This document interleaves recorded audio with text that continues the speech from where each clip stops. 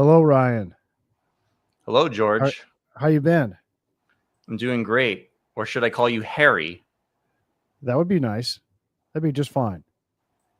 And being that this is a 44 Magnum, the most powerful handgun in the world, it could blow your head clean off. I suggest you ask yourself this question. Are you ready for our podcast today on the Dirty Harry sequels? Obviously, the first Dirty Harry is a legendary movie. Fantastic piece for its star, Clint Eastwood. But today, we're of course going to talk about that film. But we wanted to put the spotlight on the four sequels: Magnum Force, The Enforcer, Sudden Impact, and The Deadpool. So, Ryan, how you been? Are you feeling lucky today? Is your day been made? You made my day, George, by cosplaying as Inspector Harry Callahan. Thank you very much. I know you didn't expect that from me I today, did not but expect that. I actually thought about it myself, but I do not have the wardrobe capable of pulling that off I without had to making piece some it together purchases really quick. online. Yeah, I had to. This is a prop for my upcoming film, Mudball. So let me just put this back in the holster here. But hey, man, great to see you. I'm glad we could make this work. I'm actually putting out a Dirty Harry review sometime next week. It's going to be really good. I'm really proud of it so far. It'll be like half an hour. So I How think we're getting ready. coincidental that we decided to do this podcast. I thought it would be a good tie-in piece, and then guess what? After I drop the video and it's a huge hit and gets thousands of views and adoration of millions, then I can say, "Hey guys, don't forget to go watch the podcast where we talk about the sequels, which you can also download on iTunes and Spotify or anywhere you find your podcasts. And don't forget to rate us 5 stars so we can grow the Film Journal podcast. In case you guys weren't aware, we do put these on a podcast platform as audio only, and you can listen to them. And I add clips and music for a really nice oral experience. So I guess, Ryan, I'd ask you first off, what was your first exposure to the Dirty Harry films? Did the first movie strike you as particularly good when you first saw it? And then how did you make your way towards the sequels?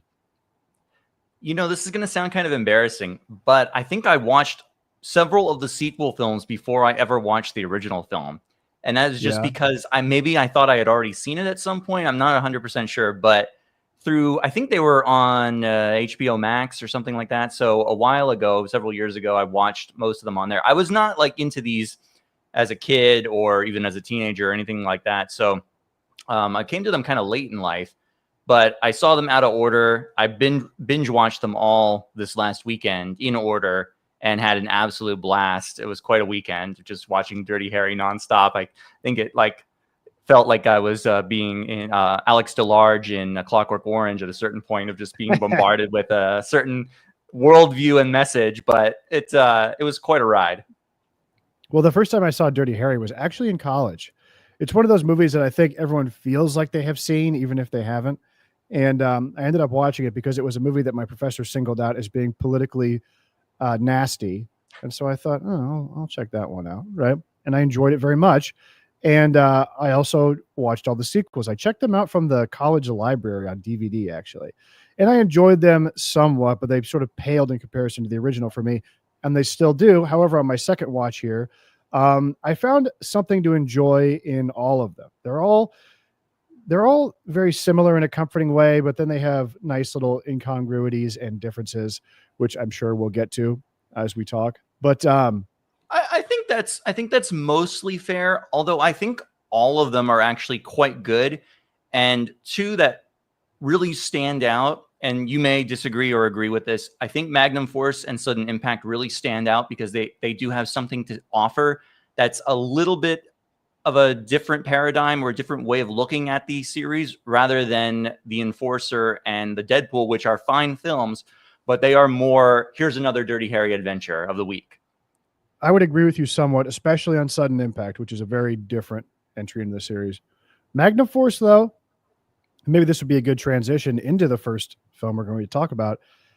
I think Magnum Force sort of upsets me because it is this kind of answer. It's the Joker 2, if you will, to Dirty Harry 1. Am I wrong? You don't believe this?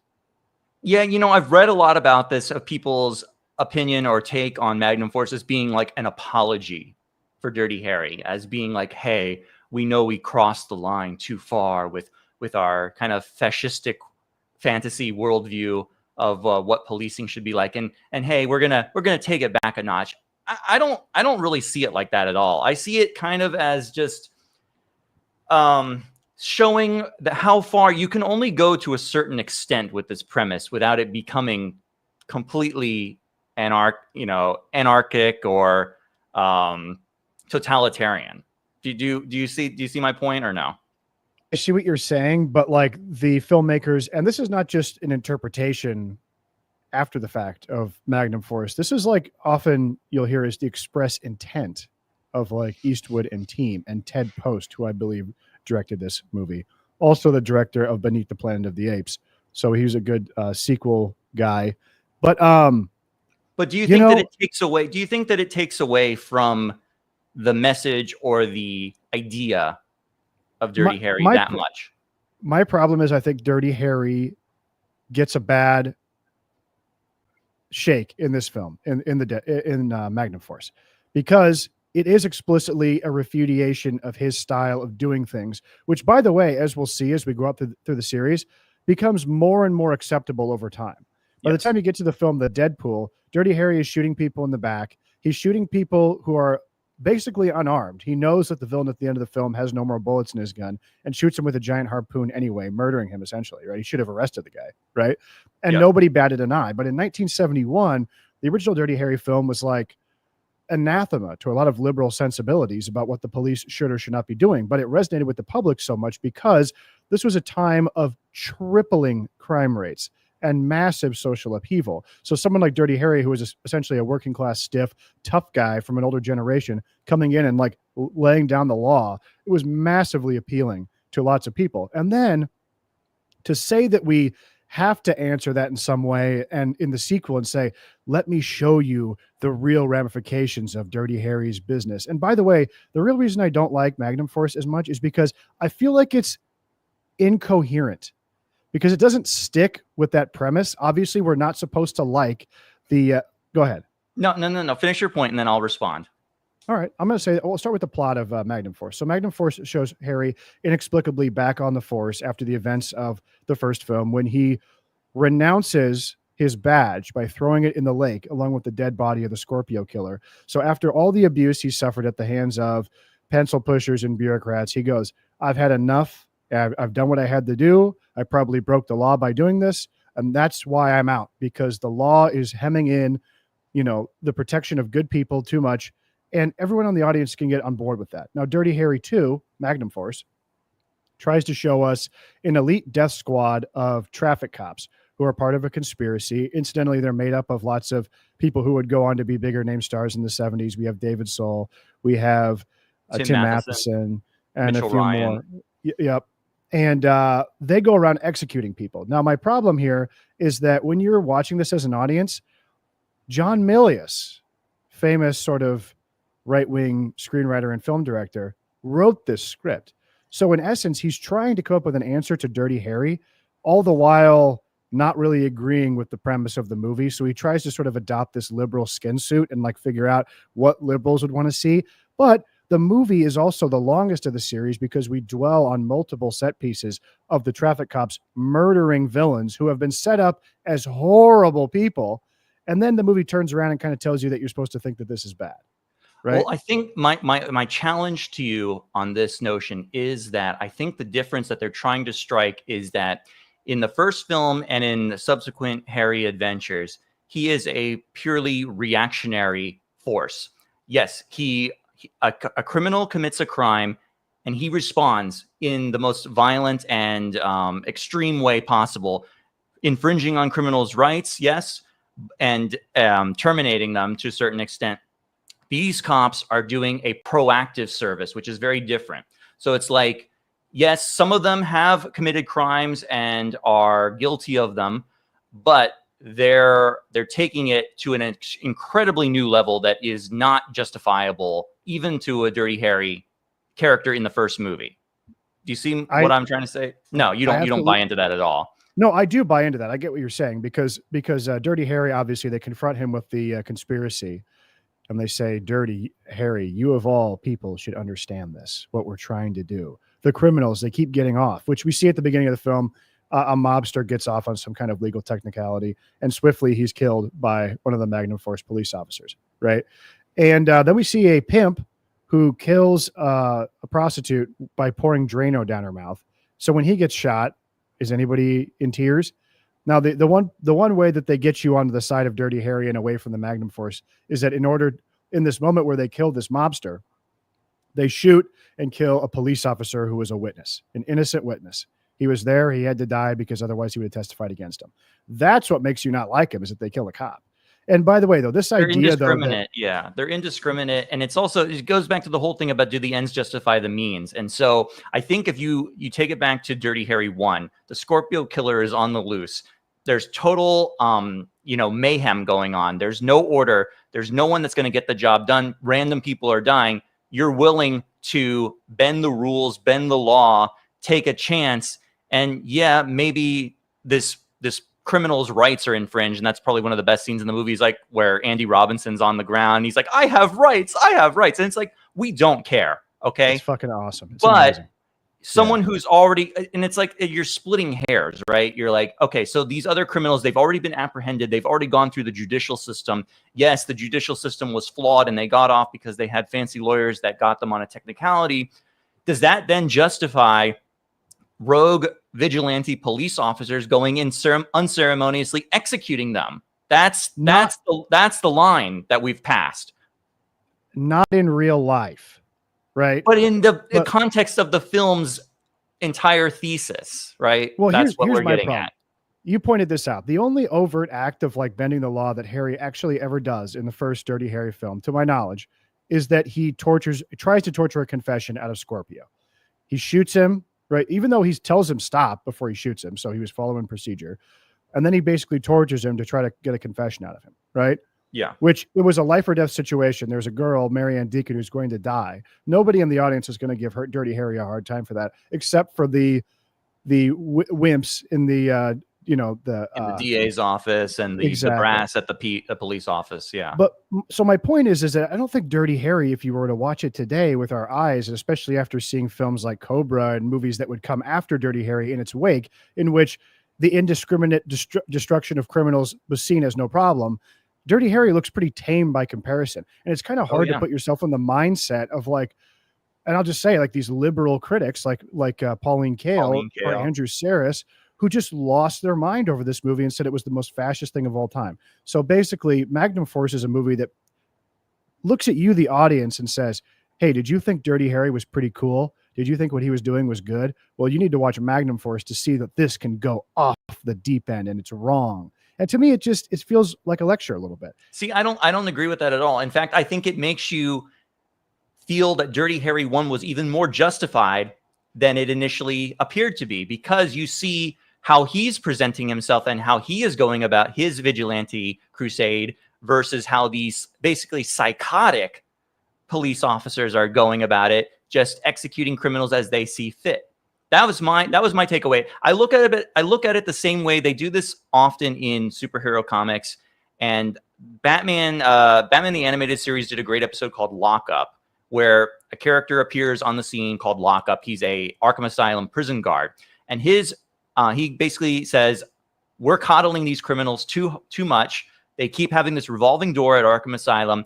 I'm going to brutalize these criminals and keep them in jail. I'm going to go one step up from Batman. And also in the comics, they did this with Azrael when he took over as Batman. It's the same logic. And it goes to show, well, why, how is this any different than these characters that we already have?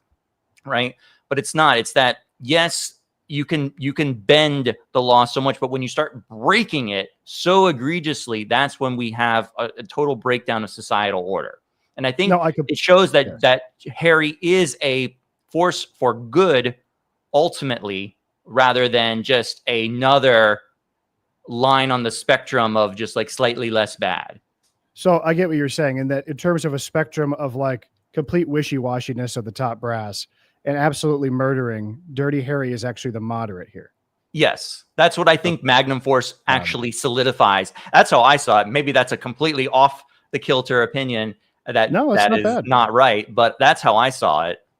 That's not bad. I can just tell that when Milius is writing these scenes of, and now the Magnum Force cop comes in and mows down 9 people at a pool party, he's like, fuck yeah. Because I mean, even if you listen to like Milius's audio commentary, he says things akin to like, yeah, this guy had it coming. Right? He's like, oh, The, yeah, the liberals didn't like the first one, and so we had to, like, do this. well, Doesn't he say that, too? Right?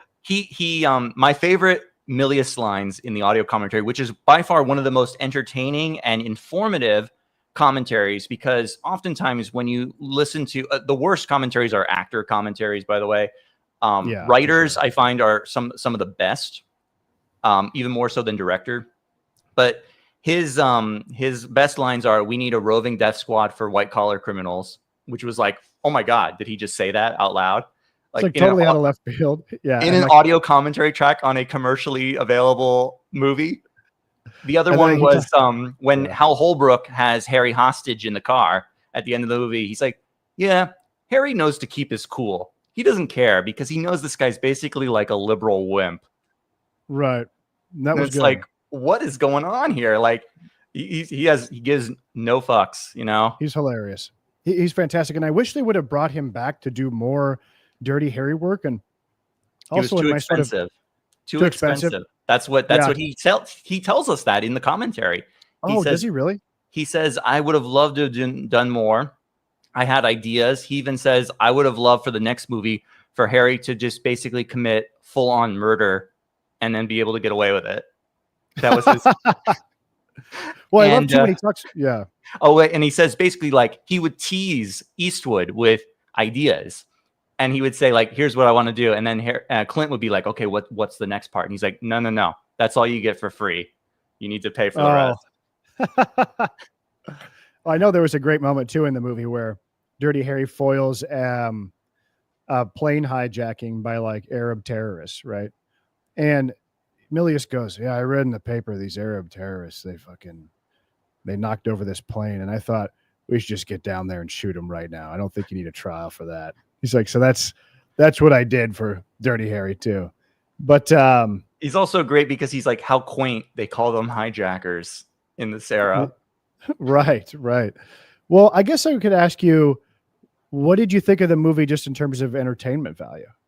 Oh, it's great. I love it. I think it's excellent in terms of entertainment value. And then I think that's what adds another level to it. Why I ranked it so high is that it actually does have food for thought on, what is our idea of, adequate policing, extreme policing? How far should we go? I mean, this is the thing, right? The entire premise of the first movie and the idea is that, policing has gone too soft. We've been coddling criminals. We haven't been taking care of things as they should. And so then you get a reaction to the other way, which is this. And then, of course, as we see nowadays, we had a reaction the other way, where we get ideas like, defund the police and other things like that. And so it's a shame that, Eastwood's way too old now. I mean, he definitely could have made one even 10, 15 years ago. He could have made an old man Dirty Harry. Wouldn't you say Gran Torino is basically old man Dirty Harry? That's I thought about that a lot, is that Gran Torino would have been a great old man Dirty Harry. And except I would not have had him. He does die at the end of that movie, I believe, right? But it's for a purpose. It's for a purpose, but like I'm not totally into that whole idea of the ending for that. Well, I am, because I have found that Eastwood's movies often deal with ideas of justice or fairness in the law. Very often. We just watched Juror Number 2, and we talked about it on this show. That's a movie that basically tries to ask the question, like, does our justice system give people what they deserve, quote unquote, right? Yeah. Obviously, Nicholas Hoult didn't deserve to go to jail. So there's a sort of like a cosmic miscongruity between our human justice system and like what's truly fair and honest in the world, right? Or in the universe. And he's asked these questions about vigilante justice in Mystic River, in Gran Torino, which I think is like a final nail in the coffin for this question, which is that ultimately justice can't be solved with vengeance. It has to be done through sacrifice, which is what ultimately the character in Gran Torino does. But in Sudden Impact, it totally can be solved with revenge. Well, and then also at the very end of Dirty Harry Magnum Force, Hal Holbrook goes, after Dirty Harry has defeated all of the Magnum Force police officers, Hal Holbrook is like, yeah, well, fuck you, Dirty Harry. I'm going to get you fired. I'm going to pin this all on you. See you later. But Harry deliberately puts a bag of explosives in his car. he drives away and explodes. So Dirty Harry murdered him. He's draining the swamp, though.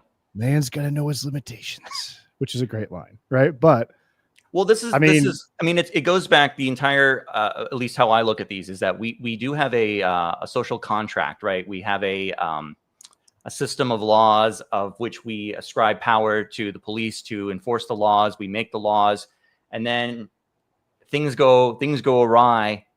Yeah, there's the ultimate law right there. Da, da, da, da, da. That's like the opening. Also, can we just talk about the opening credits, the title sequence for Magnum Force? I was totally enthralled by that. It's awesome. Just staring at the gun in front of a bright red background as the title comes on with all the credits and the Lalo Schifrin theme song. I mean, there's nothing to it. There's nothing there. It's just staring at a gun, but I was just mesmerized by it. I don't know if you were. I was. And I would say too, that the thing about Magnum Force that I do enjoy, even though I think it's a little bit long, I think it's a little bit plodding at certain points. It does have the edge of the first Dirty Harry film that I think gets lost in the subsequent sequels. It's very violent. I'd say it's the most violent of the series. It's also just very uncompromising. And it's like depiction of brutality. Like, remember when the mob boss on the skyscraper, he's having a threesome with like a guy and a woman, and then he gets gunned down in a blast of machine gun fire, all three of them. And then he lands with like a very unflattering, view of his ass to the camera. And we hold on that for a while in this bloody, destroyed room. I was like, holy shit. To top it off, the girl goes plummeting out the window. Oh yeah. From the skyscraper. Fantastic. Yeah. It's like a dummy. They dropped out. I mean, they really upped the ante on violence and action in this film for sure, which is cool. And you got to love the commentary track again, to go back to that. He has no interest in the action scenes at all when he's watching them. Sometimes they go silent, and sometimes he's like, well, that was a neat action scene. It's like, I didn't write any of that. They just like added that in, and they thought, we can get an aircraft carrier. Let's have a chase on top of it. Or let's do this. He's like, I don't care about any of this stuff. Well, I like too. He's like, I don't know why they feel like they had to do this car chase. It's kind of just a little extra. I guess they felt like they had to do it. I don't know. Right. But yeah, it's an interesting film. I was a little put off by it at first, but you've kind of made me come around to it because I'm remembering just how much visceral thrill is in it. I mean, it's very exciting. We get a robbery sequence, a staged robbery sequence. So Dirty Harry and the police officers and his new partner, Early Smith, right, can get the jump on some hoodlums trying to knock over a convenience store, which is fun. Obviously, the action sequences in which the bad guys are executed by the Magnum Force is cool.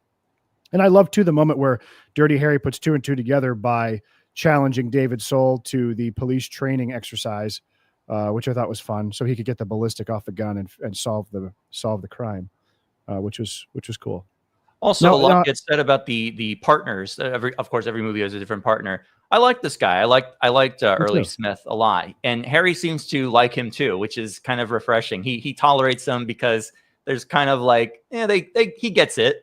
And when he dies and he gets blown up by mailbox with the dynamite in it, you're like, oh man, I wanted this guy to make it through. He was like a nice guy. He was a cool guy. I agree. The whole Dirty Harry partner thing starts to become more and more of a trope, especially by the time we get to the fifth one or the fifth movie. But like, with Evan C. Kim, I did like Jackie Chan style. Yeah, I would say if you were to get cast in any Dirty Harry film, you'd probably, as the partner, you'd probably want to play this or Chico from the first one, right? Where you're actively in like an active participant in the plot. Except for, I guess there's a big caveat in the third one, but like there are certain times in this movie where we feel this pull to try to make Dirty Harry into more of a normal guy. In this movie, we get to see his house. He also gets to get it on with his hot neighbor, hippie kind of Asian gal. And then he gets some gal who's like, she's a divorcee of a police officer, a friend of his, and she has him over to the house to kind of, I don't know, chit chat. And she like comes on to Harry really hard. And Milius explains that this is because Clint Eastwood claimed to have been receiving fan mail in which women were explicitly telling him, I want to see Dirty Harry have a romantic moment with a woman, but they have to come on to him. And that's what your woman fan, wants to see. And that was reiterated to Milius. And I don't know if that was self-serving on Eastwood's part or genuine feedback, but it does. I like that. I like that a lot. It was just very forward. It's just like, hey, what does a girl have to do to go to bed with you, right? Yeah. I'm just knocking the door, I guess. Yeah. So Magnum Force, it's an interesting movie. It does try to do something different in that it's sort of an answer to the first movie. I guess we can agree to disagree a little bit on how effective that is. But you say answer, I think about it like the kind of the inverse or kind of flip side. You know, kind of like a what if Dirty Harry goes too far? You know, that's really, I mean, that was the point I was trying to make, is what is too far? What is the acceptable level of, you know, leeway we're going to give this guy in terms of, you know, taking care of things or getting stuff done? Like, we're willing to do that because the Scorpio killer is so bad. Are we going to do that for, and they ask the question in the movie itself, are we going to do that to jaywalkers? Are we going to do that to, you know, people who run red lights? Are we going to do that to any common criminal? Do they just deserve to be, you committed a crime, therefore you're dead? Do we have rights? Reply in the chat. What do you think? Do we have rights? Should we be killed on the spot summarily? We want to hear your opinion. I will read this, though. 101 Johnny says, when I see Film Journal's Dirty Harry stream go live, I watch the bastard. That's my policy. That's nice. Thank you very much for the super chat.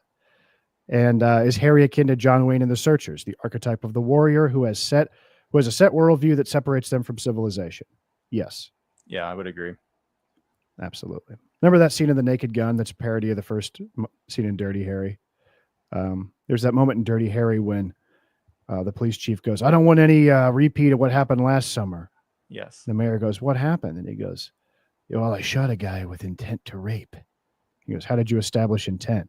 Well, when I see a guy chasing a woman down the alleyway with a hard-on and a butcher's knife, I figure he's not out collecting for the Red Cross. And do you remember the Naked Gun parody of that? I do not. The new Naked Gun or the original Naked Gun? No, the old one. It's like the second or third one. Frank Drebin goes, well, when I see 8 maniacs in togas trying to stab a guy to death in the middle of Central Park, I shoot the bastards. That's my policy. And the police chief goes, that was a Shakespeare in the Park production of Julius Caesar. That's right. That's right. I totally forgot that. So Magnum Force was a big hit, right? And then in 1976... should we just circle back for a second? Because John Wayne came up. Yeah. Now, I believe, and John Wayne, there's anecdotes about this, is that John Wayne famously regretted not taking this role. Do you think this would have worked with John Wayne as the lead? Not at all. I don't think it would have been believable in the slightest. And no offense to John Wayne, who I'm a big admirer of. This was, I mean, Eastwood was built for this. There's something about him that you feel that this is entirely believable. It's also just the build, the demeanor, the attitude, the real worldness of him compared to a John Wayne who is kind of like larger than life. And you see this when Wayne made his own Dirty Harry, which was like Brannigan, which is kind of like a Western in crime. Yeah. I mean, Brannigan, McHugh, movies he did that were he had to follow Eastwood at that point, right? Whereas most of Eastwood's career had been the other way around. And by this point, I think even John Wayne had mentioned, I've been reading this interesting book. It's called Clint Eastwood, A Cultural Product. It has a lot of interesting essays about Clint Eastwood, just as sort of like a cultural figure. And John Wayne said something along the lines of, he was asked who his successor was late in his life, and he goes, yeah, without a doubt, it's Clint Eastwood. He's the only guy that makes sense. Yeah. But Eastwood is more hard-edged than John Wayne, you know?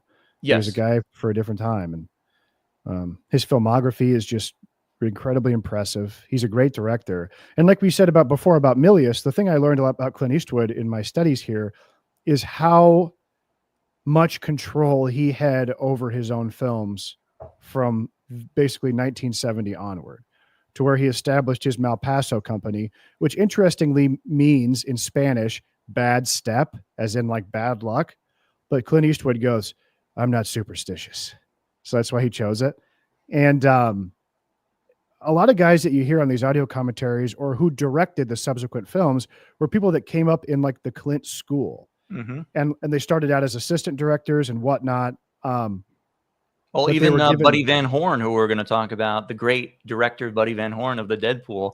I mean, yeah, that's basically just a stand-in for Clint being like, I don't want to direct this, but I kind of want to be in control. So can you just do the scut work?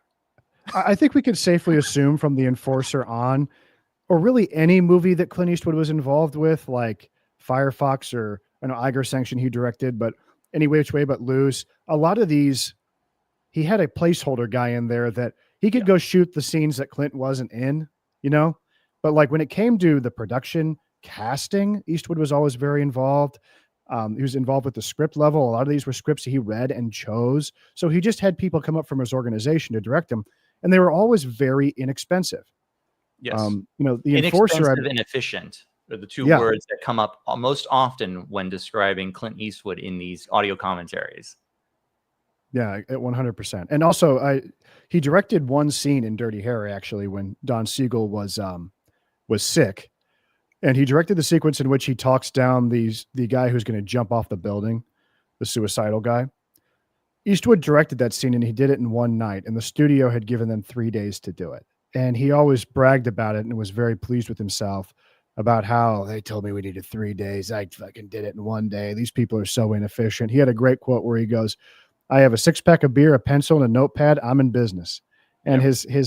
I remember in the Deadpool commentary, they talk about how like Eastwood just reused outfits from other movies. They like never had to buy him new clothes for the film. He always either used his own clothes, etc. And if somebody else could fit into a wardrobe they used in another Malpaso production, they would do it. So these were very lean, tight movies. Yeah, So and it's a great give and take relationship too that he had with Warner Brothers, and I like the description at in the Deadpool commentary where they're talking about like, hey, Clint was really good at doing one for himself and then one for the studio. So you kind of give them what they want. Get off my back. Here's your fifth Dirty Harry movie. Are you happy now? I made it in right. 5 days. Now let me make some movie that I want to do. Well, on Deadpool, they made it in 3 months and it was released 3 months later, Yeah. which is Can you just really imagine that impressive. being done nowadays for a Oh big no, budget professional studio movie like that? And like it's impossible. no. I can't think of any actor besides Tom Cruise who, since Eastwood, has had as much professional freedom and who's really driven the course of his own career. Yeah. And I suppose, so after Magnum Force, I mean, Clint Eastwood was just, he was on a roll, man. I mean, he starred in a bunch of films. By the time 1976 came around, he had starred in,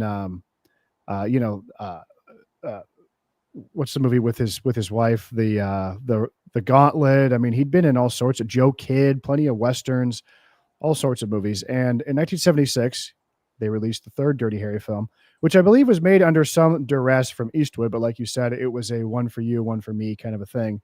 And it was not as big of a resonant hit, but it dealt with an interesting topic of affirmative action, essentially, is kind of the premise of the movie.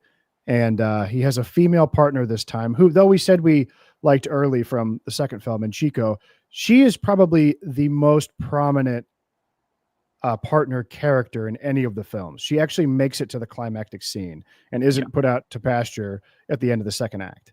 Yeah. Did you like Enforcer? Right. I did. I like The Enforcer. I think it's probably it's hard.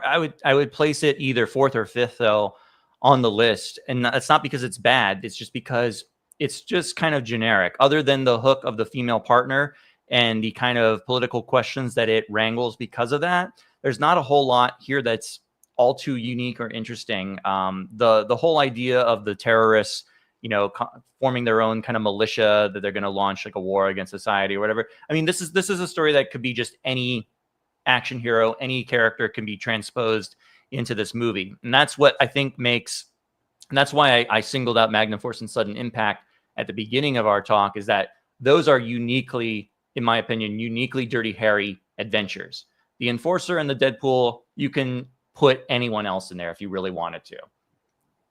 I agree with you. And also, it seems like at this point, they start to kind of pull titles out of a hat for like what the hell they should call these movies. Like I don't know what the enforcer has to do with anything other than, I guess, Clint Eastwood is the enforcer against crime.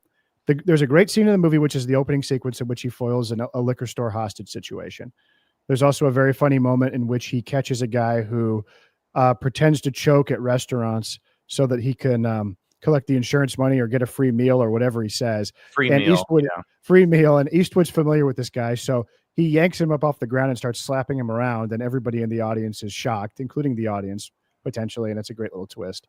After that, though, except for the playful banter between Tyne Daly, who plays his partner, and Eastwood, and him kind of coming around to liking her, even though he thought she was a DEI hire at first, right? Which is a memorable moment when he dresses down Ms. Gray, the liaison from the mayor's office, about her new edict to get more women on the force. Very timely, fun, gives you that crotchety old Clint thing, but it is kind of heartwarming to see him come around to her. However, the villains, weak, barely register. I think the point you just mentioned, though, is also invaluable to why you can root for and like a character like Harry, is that, yes, he is a curmudgeon, gruff exterior, all this, but if you prove yourself kind of worthy, he will come around to liking you. If you show respect and you show you earn your keep, he'll warm up to you. And so that's how Tyne Daly really enters his orbit in this movie to a certain extent, right? Like she earns her place. Like she knows she's not going to win him over by her exerting like brute force on the job, but she does the things that he wouldn't necessarily have thought of, that perhaps maybe a woman would have thought of, a different mindset or different worldview, and comes up with other solutions and other answers that he is very pleased with. And that's a nice give and take relationship there. I did like that they made her a powerful, strong character who was smart and had different perspectives from Harry and didn't feel like she had to become an ass kicker too.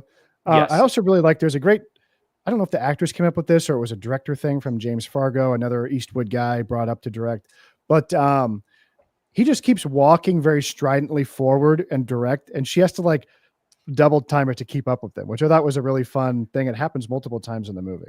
I don't remember exactly, but she walks or acts like she's wearing like high heels and she can barely keep up. I don't know if that's accurate or not, but that's how she's walking. That's what my interpretation of that walk was. Yeah, I was wondering if at some point she would lose the high heels, but I guess we get for the most part, this movie, like the whole middle portion is just kind of they chase a guy around.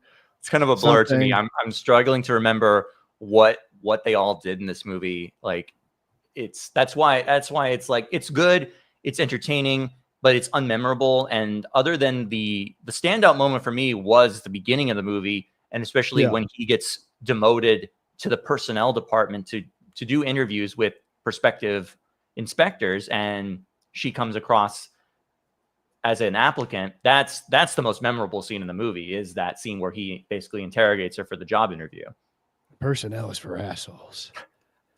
I spent 10 years in personnel. Yeah, says Bradford Dillman, our favorite leading man from Dante's Piranha, as he plays the new captain in both this and Sudden Impact. I was happy also. That's a great little touch, though. Just even that line of dialogue that shows that the brass at the top of the food chain in the police bureaucracy, where did he come up through the ranks? He came up in personnel, which is like, he's a desk jockey. He's a pencil pusher. It's just like another thing to like kind of rub in that, like, hey, the people who are giving him the orders, he who's out there busting his butt on the street, they're just, not impressive. I wanted to talk about two cast members. One of them is John Mitchum, who plays Frank DiGiorgio, the gray-headed, sort of rotund partner to Harry in the first film, who also makes an appearance in Magnum Force as the guy scoping out the penthouse. And then he gets to come here and have a really nice little part where he's fatally wounded by the Revolutionary Strike Force, and he dies, and it becomes a big catalyst for Harry to catch the villains. But I always found him to be a very jovial, nice presence. He was also in Hang 'em High and other Eastwood films of the time. He was John Mitchum's brother, and he's kind of like the Al Neary to the Godfather, or like the Wedge Antilles of like the Dirty Harry series, where you notice him, you like him, and then when he dies, he gets to shine a little bit in this. And Apparently, he was a lot of fun on the set and had lots of great old stories. And then I wanted to talk about Jocelyn Jones, who plays Mika, the girl at the beginning who's flagging down the boys to steal their truck. She was beautiful. I thought she was really tremendous and cute in the movie. Unfortunately, she's used to demonstrate the vile evil of our gay villain, and he shoots her to prove that she's dead so they can keep moving on. Remember that? Wasn't that kind of shocking? Yeah, very. I didn't care for these villains. They're not interesting. They're not memorable. Again, compared to even the traffic cop strike force from Magnum Force, those all have, and maybe that's partially because they're played by such memorable, kind of recognizable actors. I think that does help, even though they show them in purely kind of like robotic uniform. But it's memorable. They're memorable though because of that. They look like scary robots. Yeah, they look like the Terminator, the police officer Terminator in T2. 100%. I don't remember what model that is. Sorry. Forgive me for my lack of nerd knowledge there. Yeah, you're failed. But because they are like essentially chips, right? They're automatons controlled by Hal Holbrook. Yeah. Oh, I mean, I was saying chips like the motorcycle cop show. That's basically what they are, right? I mean, but they look cool and they're threatening and they have those aviator sunglasses on and the helmets and they're all sort of indistinguishable. Oh, you know what? One more point I wanted to make about that I totally forgot is that there is this kind of weird worldview of collectivism in Magnum Force with that idea of Hal Holbrook controlling the police officers who do his bidding. And then when one crosses the line or makes a mistake, perhaps, they are expendable. They die for the cause. And it's this kind of weird perverted viewpoint of like our collective nature. What you are but one mere cog in the wheel of our master plan. And that's, I think, was a rejection of that worldview and that point of view, that Harry is a unique individual who executes his vision rather than this like grand design from on high. So that's why, to get back to Magnum Force, sorry. That's actually a really good point. They're not like and they even call themselves like a death squad, and it reminds you, and I think they make a mention that this has happened in foreign countries. Well, that's no good, right? We have to have our cowboy. We don't need to have whatever foreign countries are doing. We don't need to do any of that. You know what? I did need to mention though, just because I forgot, but one of the best action sequences I think in the series is in Magnum Force when they're planning the bust of the mafia guy and he's hanging out at the docks. And we know they're all headed to get him and he's been tipped off, right? And we cut to his office and everyone's just sitting in the office eating Chinese food. And it's like 30 seconds of just sitting there. And then the phone rings. Hello. Hey, boss, someone's going to come hit us. What? And then they get all ready to go. And then it's a terrific gunfight. An action sequence with a car, and this shows you how good Enforcer is, that we're just like moving back to Magnum Force. Well, see, I got you. Come on, Magnum Force is a great film. Yeah, it might be better than I originally. Yeah, Enforcer is like just pure popcorn, kind of like throwaway action entertainment. It's not bad, but it's just, again, I'm having trouble remembering what happened in the movie. And there's nothing especially memorable about it. I mean, I think it's most comparable to like the Deadpool in terms of it's just kind of this. Another Dirty Harry adventure, but if Dirty Harry was a TV show, this is a perfect episode. That's just episode of the week. Next. I mean, he does blow up the bad guy with a grenade launcher, which I'm sure was probably pretty different back then. Probably nobody had really seen that before, which we get a great moment where Tyne Daly is standing behind the RPG, not knowing it's going to have a explosion out the back, like the kickback explosion or whatever, and Harry has to save her, which is kind of cool and funny. But yeah, for the most part, man, I don't know. It's still worth watching. Okay. It's still worth watching, and it's still fun. It's cool to have a climactic scene in Alcatraz, which is always a great location, whether it's The Rock or Point Blank or whenever we get to go see Escape from Alcatraz. Escape from Alcatraz, I was going to say. Really great. The last Don Siegel Eastwood collaboration in '79. Great movie. But I do think if Tyne Daly was not in this movie, it would rank even probably as the lowest or the even less memorable than it is. I think she adds a really, really unique strand to it that makes it at least somewhat recognizable or worth watching from a different angle to see how Harry interacts with her, because I do think that relationship is quite interesting. Like I mentioned before, from pure antagonism to a kind of like mutual respect and understanding. And that's also good on her part as a character, that she does not take his rebuffs as like, oh, you're anti-woman or you just hate me because of this. It's like, no, Right. I know I'm good at this job. I may not be quite what you think I should be, but I have things to offer and I'm going to prove it to you. And she does. Did you think she had to die at the end? No, but all partners must Really? die. Well, I guess not exactly all partners must die, but they mostly do. No, I think only one of them dies. Really? What? Well, the guy in the last movie died, and then she dies, and No, then he doesn't. the guy in the last movie, the guy that the early whatever, Oh yeah, he got Early blown dies. up. He got Early blown up by he's the only guy. mailbox Oh, bomb. yeah, Early's the only one. I think everyone except for Evan C. Kim died. Am I not correct? Chico didn't die. Okay, in the first movie. Okay, And then there's really no partner in Sudden Impact. There's like the guy at the well, like there the young sort of kid. is though. But he dies too. Oh, he does. Doesn't he get executed by the gang rapers? Maybe. Or the other criminals who are associated with the gang rapers? There's lots of criminals in Sudden Impact, but anyway, can't break these movies down too closely to figure out what everyone's motives are. Otherwise, you'll be watching them on, and you need to. They don't even have it in the Wikipedia article, I didn't understand why she needed to die. James Fargo tries to justify it in the audio commentary, and he literally says, well, we weren't going to have her in the next movie, so I didn't want to have to explain what happened to her. And I'm like, you don't have to. All you have to do is say she got promoted and then have her show up as a cameo in like Dirty Harry 4, Exactly. Come on. But this movie was not a big hit, and they didn't go on to make a Dirty Harry 4 for a very long time. Eastwood like really kind of outgrew the character. He was kind of done with it and wanted to move on. Because it also wasn't, they didn't give anybody anything new, but it's hard to say if like the culture was changing a little bit. You had Star Wars the very next year. Everybody was kind of off of the gritty urban crime kind of deal, right? Well, it's 1976. We're electing Jimmy Carter president. Times are changing. And then by the time we have the next movie, we have a new president, and action violence is back in vogue to new There's heights. a new sheriff in town, baby. Now, if I'm not wrong, Sudden Impact, the fourth installment of the series from 1983, directed by Eastwood himself, based off a script that was a non-Dirty Harry movie, but that he read and thought, we could put Dirty Harry in this, and it's a movie that has it's got a great role for his sort of live-in partner, whose name is Sandra Locke. Yes, thank you.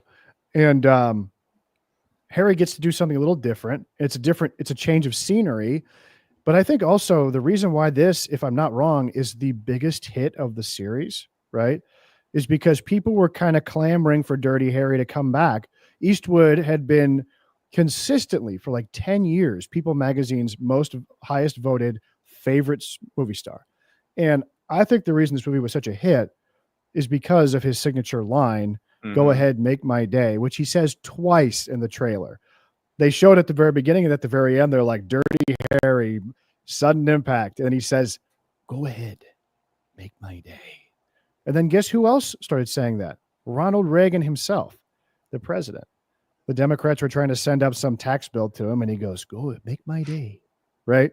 And that drove asses into the theater. This film was a huge hit. And I think it's the one that if I were to tell you that it was the least successful, you would probably believe me because it's very different from all the other films. Agreed? It's very different. Yeah. Want to give us a rundown of the story here, Ryan? So Sudden Impact is the story of a young woman who was brutally savaged and gang raped by a group of young hoodlums. And now she is out for revenge. I believe it's her sister, was rendered like entirely catatonic and brain damaged by this event. And now she, years later, is coming back to systematically hunt down and execute all of these perpetrators.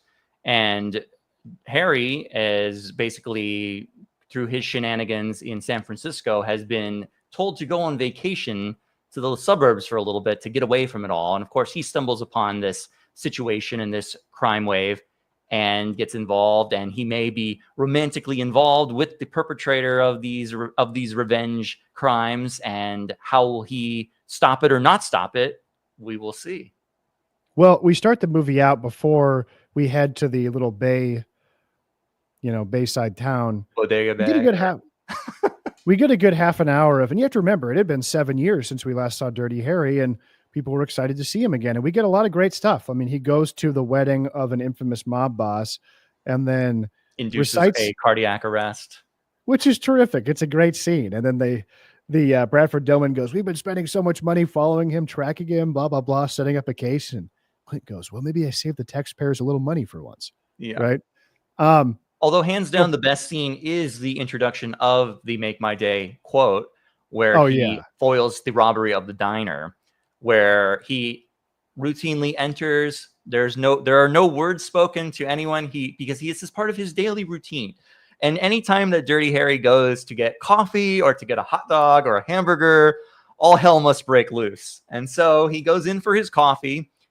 They pour the coffee, and then the first time you see it, you're like, is this a joke? Is this a gag? Because the waitress starts just dumping the entire can of sugar into his coffee. And Harry's reading the newspaper, not paying attention. He takes his coffee, he goes outside, and he basically does like a Looney Tunes style, spits it out. And then, because that was a hint from the waitress that, hey, we're being held up, come back and save us, which he does. And he does. Brutalizes and kills like 99% of the criminals there. You don't think we're just going to let you walk out of here, do you? Who's we? That was fun. But there's a lot of moments of that because the movie's central plot, which involves the pickoff of 5 separate guys by Sandra Locke, doesn't leave a whole lot for Dirty Harry really to do. So the film stacks up a lot of action sequences and a lot of nemesis that are trying to kill Harry. So the mob is after him. He roughs up 3 guys that got off on a technicality in the courthouse, and they come back and try to kill him too. And then when he first gets to the Bayside, little quiet, sleepy town, he also foils a robbery. Now, here's the thing. I can buy Clint being called to a robbery like he is in The Enforcer.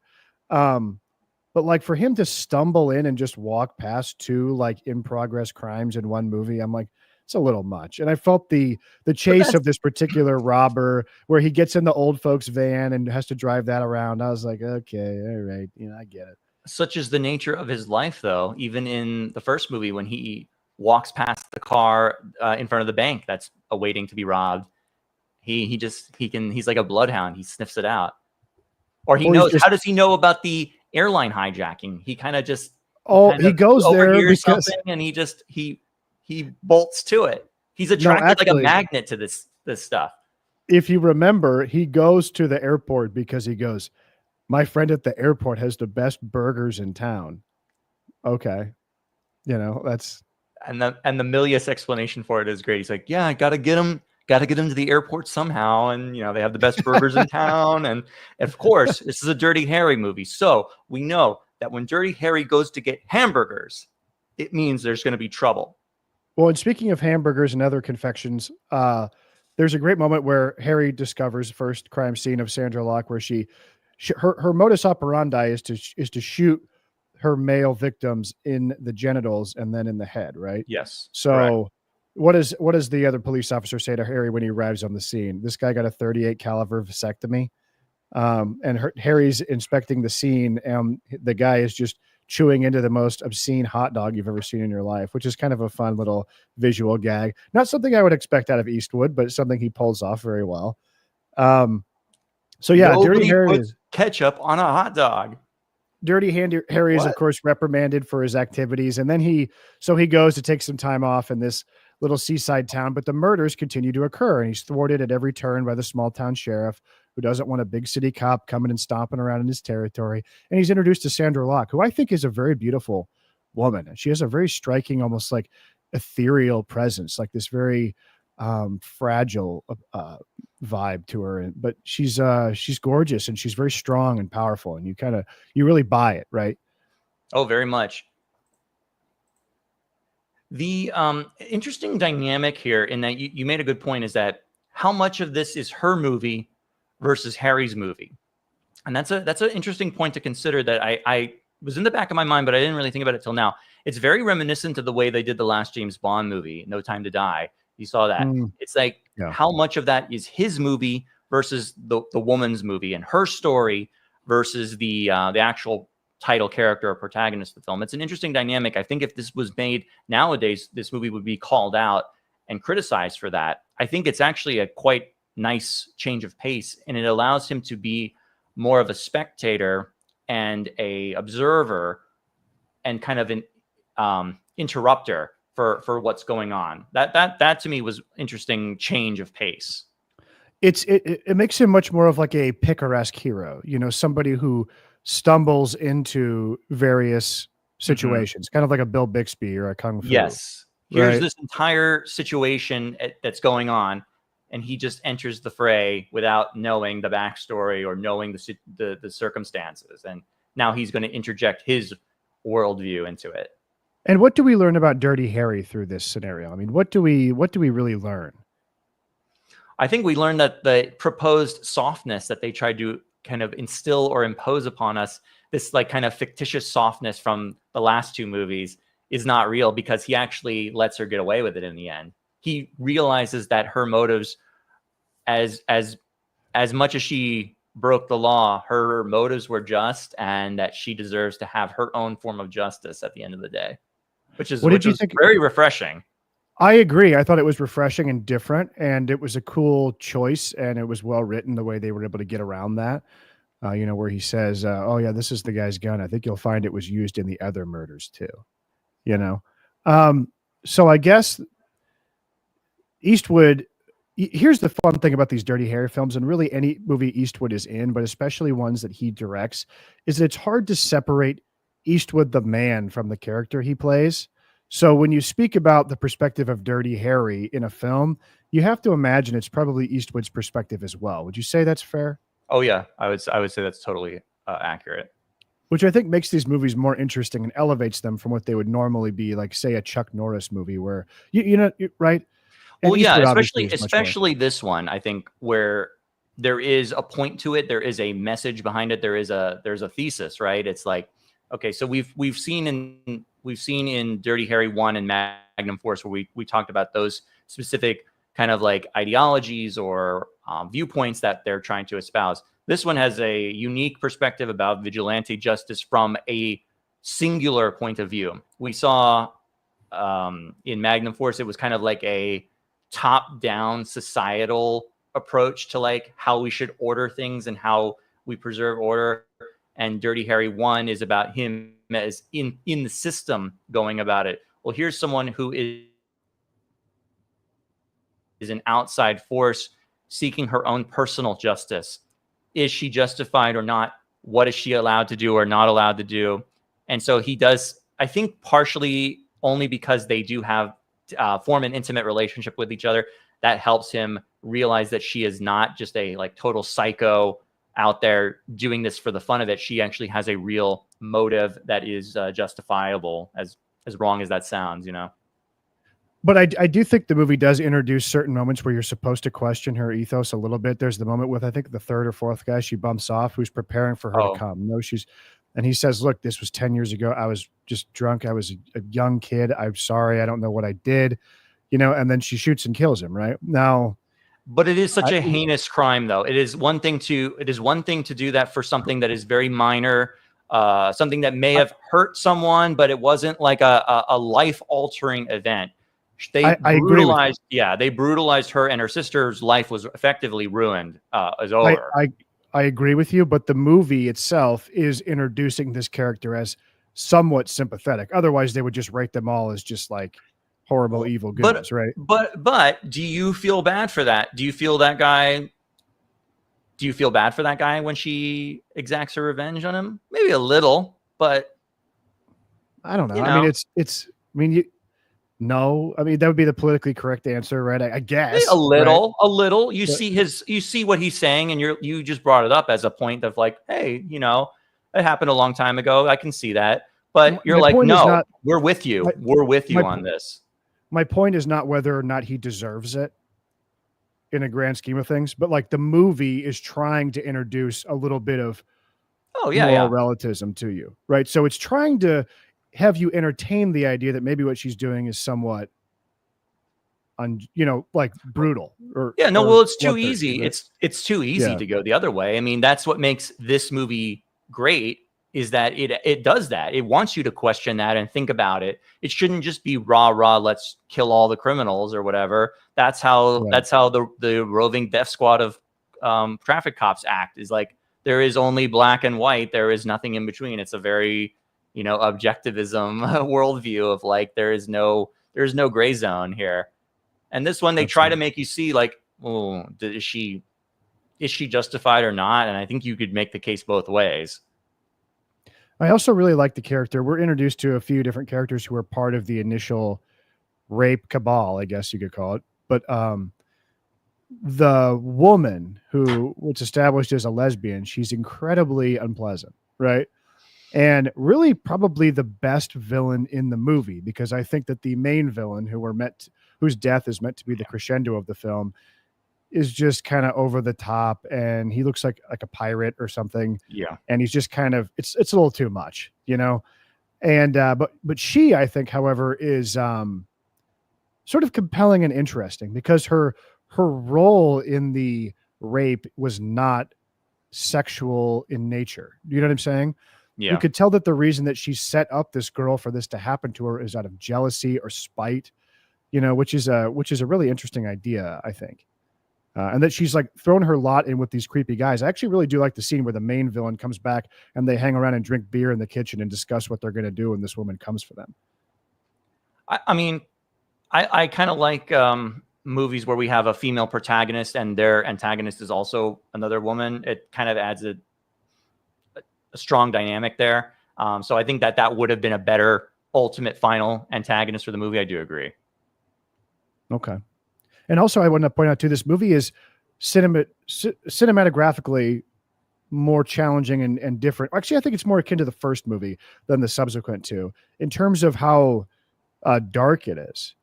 There's a lot of interesting things they do with the camera. The ending sequence, a standout moment is a chase on a merry-go-round that's like very dimly lit, and we get the movement behind as the merry-go-round moves, and then also camera movement on the structure itself, which is like very disorienting and interesting and a fun visual idea, in my opinion. It's very well lit. It's dark, but it's very well lit. But I would say the iconic moment is Clint's reemergence on the dock, on the boardwalk, in silhouette. That is the standout moment of Sudden Impact, and probably just like the most crowd-pleasing, cheering moment that you can imagine from this movie. It's like his arrival, very much in a Western gunslinger kind of way. Totally. It's cool. And it's like something that I think the audience deserved to see after such a long hiatus of Harry. Now, the one thing I will point out too here, and I don't want to, slag Eastwood here or whatever, but this is the first film where he starts to kind of show his age a little bit. Yeah. Would you agree? Oh, well, yeah, for sure. He still pulls it off. It's much more convincing than in the Deadpool. The Deadpool, he looks way too old. I agree. He looks just gruff enough. Yeah. It's not his fault, though. I mean, this poor man, he just did not age gracefully at all. It's just Eastwood. Yeah, he just if aged he hadn't very lost poorly. his hair, if he hadn't started losing his hair early, and by the way, he made this movie when he was like 50, so he's really not that old. He's not old at all, and he's not that old in the Deadpool either. I mean, he's I think he was young. He's younger than Liam Neeson is in the Naked Gun, the new Naked Gun, where he plays a police officer. And Liam Neeson looks way younger than Clint did in both of these pictures. So it's just, I mean, poor guy. It's not really not his fault. But it doesn't matter that he's old because he still has those terrific lines on the side of his face from his like pronounced cheekbones, right? And his like famous squinty eyes. And as long as he has that, he can be in movies forever. You know what I mean? He has I have to imagine Clint Eastwood has a very pronounced and angular skull that has like left his face. Sometimes you see old guys like, God bless him, but like look up Tony Curtis. Like you wouldn't know he was Tony Curtis if you saw him on the street because he got old in his face. You know, I'm sorry, but it happens to everybody except Clint. He's old and scraggly now, but you still see that in his eyes. You know, that glint in his eyes. He has a And that, distinctive silhouette, I think is what you're trying to say, is that his facial features and his body habitus are unique in that they did not change much despite the outer appearance of the hair turning gray and withering away. That kind of like oval shaped of his skull, the gauntness, it makes him unique and stand out. I mean, granted, I don't think he looks that much different like post 1990 through 2000, like through Gran Torino. He looks pretty much the same, you know, like if you go like you look at Gran Torino, yeah, he looks older, but like he looks pretty much the same as he did in like the mid 90s, which he looked old, like very old back then. Actually, I mean, he looks old, and it looks old in the original Dirty Harry. Like he looks way older than he should be. Okay, I think that like in those first two films, he looks so good. He's so he looks good, but he looks old, man. I'm just sorry. Like it's no offense, but like he looks weathered. He looks tough. Yes. I mean, he looks old, quote unquote, in fucking rawhide. You know, yeah, exactly. So, but he's so indelible. He's just in those first three Dirty Harry films, though. I just think he is like one of the sexiest male movie stars ever. Like his suit combination. I often hear people say his suits are cheap or bad. He looks great in those. No, he looks great. Movies. He looks great. And that's what's great about, you mentioned those three together. And I do think about those three together as a trilogy on their own. And Sudden Impact and the Deadpool are kind of like the coda after the fact. Like here's another adventure. Here's another story. Sudden Impact would have been perfect to close the book on Dirty Harry, though. I think that would have been a way to go out. Here's Clint taking the reins, making it his own way for like all intents and purposes. This is my film. I'm making this movie, doing it the way I want to do it from start to finish, and closing it on a chapter and a story that is actually meaningful, has something to say, rather than The Enforcer, which was like nothing, had nothing to say about anything. It didn't even have anything to say about like radical left-wing terrorism, which like you could imagine would be something that Clint maybe would be interested in like shining a light on, but it explains it away. And it was like, they say, oh, actually they don't really believe in that. It's all about money. It's like, well, that's a little cheap. Yeah. Oh yeah. We didn't even talk about that. I mean, that was a very hot button political issue at the time, kind of these, you know, radical militant terrorist groups, separatist groups. And they're treated as Saturday morning cartoon villains, which, I mean, again, we talked about it's effective enough, but like it would have added another layer to actually talk about their motives in a more nuanced way, or showing them with some kind of, you can see what they're doing here and there, even though it's still evil and Clint has to, you know, stop them. There's nothing of that. Well, yeah. Like what if they were anti-cop terrorists, or they planted a bomb in a police station or something, you know, like why not make them an actual threat? Well, anyway, I guess the one last thing I have to say about Sudden Impact, unless you have something different, is I just wanted to acknowledge our friend Albert Popwell, who plays Clint Eastwood's good friend in this film, who is killed by the mafia. And he was the guy that the black guy that walks up on him when he's practicing his shooting with the shotgun, right? He's Eastwood's buddy, gives him the dog. In this film, he plays a character called Horace King. His throat's slit in the, you know what I'm talking about, right? Yeah, I know what you're talking about. That's what I was saying earlier about, I considered him his partner in this movie, even though he's not really. And you know what? I think that's a good point. Yeah. I think that's a good point. Yeah, I think that's a good way to look at it. Even though Harry does have this young, sprightly kid in the local police department who kind of helps him out with things and whose life Harry saves a little bit. But yeah, Albert Popwell is important to point out. It was his final appearance in the Dirty Harry series, but he played the robber who is at gunpoint with Harry and who was asked if he feels lucky in the first film. He's the pimp who's murdered by the Magnum Force squad in the second movie. And he's the radical black African party guy who helps Harry out in The Enforcer. So he's in all four movies. Interesting. I did not pick that up. Yes. There's also a character. Oh, go ahead.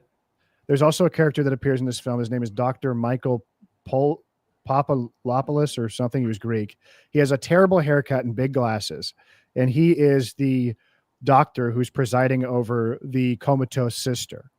And he also appears in the Deadpool taking care of Harry's partner when he's in the hospital. This was Clint's personal doctor who he just like put in the movie just for fun. But apparently, according to cast and crew, this guy made Clint like special vitamin cocktails all the time, and did lots of things to help him stay young and vibrant. So he gets a. Well, it didn't work for his skin, I guess. Come on, it's just his hair. Sorry. If he had kept his hair, Clint would be in a lot better shape. Yeah, I mean, But, I think he looks fine in Sudden Impact, and he's still the hair still has color. The Deadpool, we're talking another level of like aging rapidly, like Star Trek: The Deadly Years, kind of like aging. But you think about a movie that like he appeared in 2 other great movies like years after Deadpool, like In the Line of Fire, where he's a convincing action hero even though he's old, or like Absolute Power, but like for whatever reason he just feels kind of old in the Deadpool. What do you think of the Deadpool? Oh, before we get that, we have not talked about the musical scores. 4 out of the 5 of the Dirty Harry movies were all scored by Lalo Schifrin, also famous for the Mission Impossible theme song, who recently passed away this year. And I think Sudden Impact is the absolute best of the scores. I'm going to go out and say that. The opening title theme song for Sudden Impact is an absolute delight. And I think it really sets the tone and sets the mood for this movie that I was just pumped up, ready for this when it first started. I mean, I was absolutely blown away by it. And I've been listening to it in my car the last week too, here and there. So I think the musical contributions, obviously they were on the same page in terms of Clint's love of jazz. And it's interesting to see the evolution of those theme songs from 1971 through 1988 in terms of kind of like that early 70s kind of soulful jazz that we talked about, the Magnum Force opening theme. It's like very kind of soft. And then as we go into the 80s, we've got this very electronic kind of synth jazz, a lot of that going on with the Sudden Impact theme. And it's great, absolutely great score. Yeah, I'm a huge fan of Lalo Schifrin. I really like his stuff. I think Magnum Force is maybe my favorite. It's so upbeat, but as far as my favorite track in the whole series, it'd be the end title credits from Deadpool with that jazziness, that retro jazziness. That's a great point to stop and highlight his work. Great friend of Clint's. Clint has always been a big jazz fan. He finds a way to work it into all of his movies, or most of them if he can. I'm going to read this from 1001 Johnny, who says something to the effect of, how is a woman supposed to be thought of as a hero in an enduring way if everyone is always crying wokeness every time they, appear? And I think that's what he's trying to say. And I agree. And I don't think any of this feels like a shoehorn. It always feels like Harry is in control and that the movie is has good intentions. So you want to move on to a film in which we're talking about Deadpool with Ryan Reynolds, right? Yeah, that's right. Yeah, exactly. No, this movie actually has an all-star cast of talented people. But we've got in this movie Patricia Clarkson in her first role, Liam Neeson in an early appearance, and Jim Carrey in his first movie role of all time too. And Jim Carrey apparently got along great with Eastwood, and when he was honored at the AFI, Carrey came and spoke on his behalf. It's kind of a fun listen if you haven't seen it. But this movie, I can see absolutely why people like Frank Miller, the comic book artist, who I'm sure we're both fans of, bemoaned it so much. It does feel a bit RoboCop 3 in terms of what came before it. And Frank Miller was so incensed, he ended up writing one of the stories for Sin City as his own version of what a real Dirty Harry ending could be, which is, of course, completely morally drab and nihilistic, but full of vengeance and violence and sex. But it was the Bruce Willis role from the film, the comic book, if you don't know. But I think this movie is endearing and fun. And I look at it differently. I go, look, we could have got nothing. So if we're going to get a Dirty Harry 5, this is perfectly fun and serviceable. It's nice to see Clint in the role. There's some clever set pieces and moments, and there's a lot of fun characters sprinkled throughout and fun little action sequences.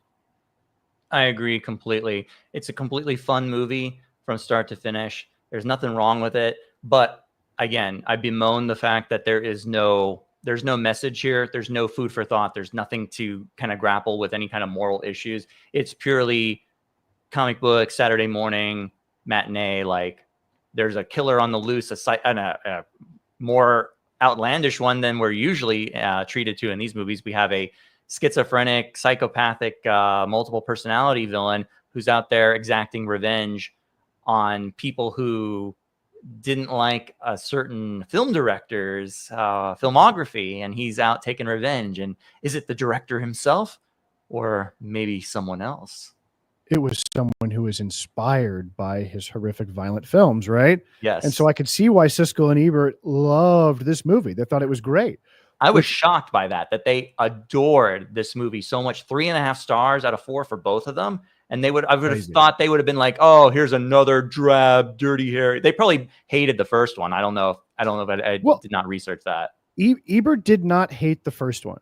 He liked it and respected it, but he also said there's a creeping hint of fascism here that we have to be on our guard about. But the fun thing is that after the 80s and all the explosive violence and off the, renegade cops, by the time we get to this, he's just like, great to see Dirty Harry back. Even though Dirty Harry shoots people in the back, shoots unarmed people, it's like maybe even worse if you were to try to rack up unconstitutional moves that he does on people than the original. But by the 80s, nobody cared anymore. Huge culture shift, But I do appreciate that Ebert liked it, and in the spirit of fun, Yes. Yes. The biggest problem with this film is the villain. He's completely weak and terrible. But you know what? That's the problem with all the sequels in the grand scheme of things. The only villain worthy of Dirty Harry was a sniveling, disgusting, evil, vindictive Scorpio who you could not wait for Harry to kill.